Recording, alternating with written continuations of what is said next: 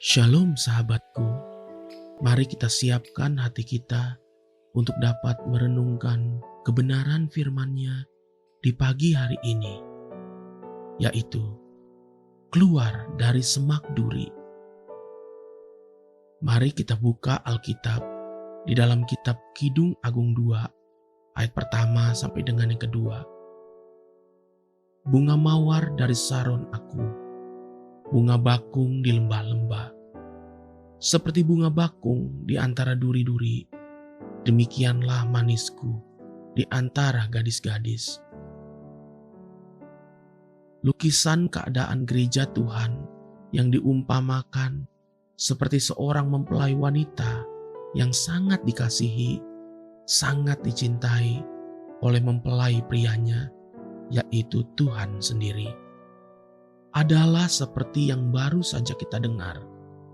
Cantik, elok, menawan di hadapan suaminya, namun terkurung dan terjepit, sama seperti bunga bakung atau lily flower yang terkurung di antara duri-duri. Sedemikian cantik dan menawannya bunga bakung atau lily flower di hadapan sang pemiliknya. Demikianlah saudara dan saya sebagai gereja Tuhan di hadapan sang pemilik kita, di hadapan mempelai laki-laki gerejanya, saat dia memandang dan menemukan kita. Namun yang tidak saya mengerti, mengapa bunga bakung itu bisa berada di tengah-tengah semak duri? Bukankah bunga bakung atau lily flower itu tumbuh di lembah, atau ada jenis lain yang disebut water lily atau teratai, dan itu tumbuh di air-air yang jernih dan tenang, bukan di antara semak duri. Namun pada lukisan di kitab Kidung Agung ini digambarkan seperti bunga bakung di antara duri-duri. Demikianlah manisku di antara gadis-gadis. Hal kedua yang lebih mengherankan lagi adalah sikap sang mempelai pria atau sang pemilik bunga bakung yang cantik itu. Coba perhatikan apa perkataan mempelai pria kepada kekasihnya yang cantik, yang seperti bunga bakung yang terjebak di antara semak duri.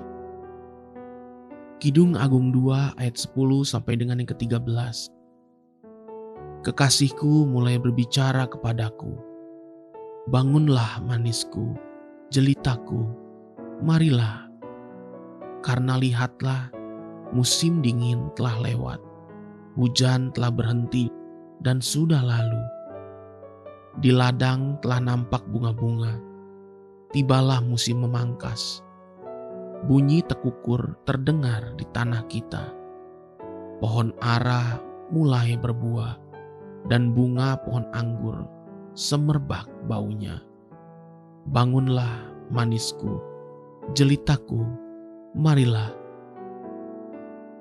Kenapa sang mempelai pria atau sang pemilik bunga bakung tidak langsung datang menolong, mencabut dan memindahkan si bunga bakung yang cantik dan kemudian ditanam di tempat yang subur, di pinggir mata air yang jernih dan tenang, supaya bunga bakung itu dapat menikmati indahnya musim semi, sama seperti bunga-bunga lain, seperti burung tekukur, seperti pohon ara dan pohon anggur yang semuanya sedang semerbak, menikmati indahnya the blessing of spring season, indahnya berkat-berkat musim semi.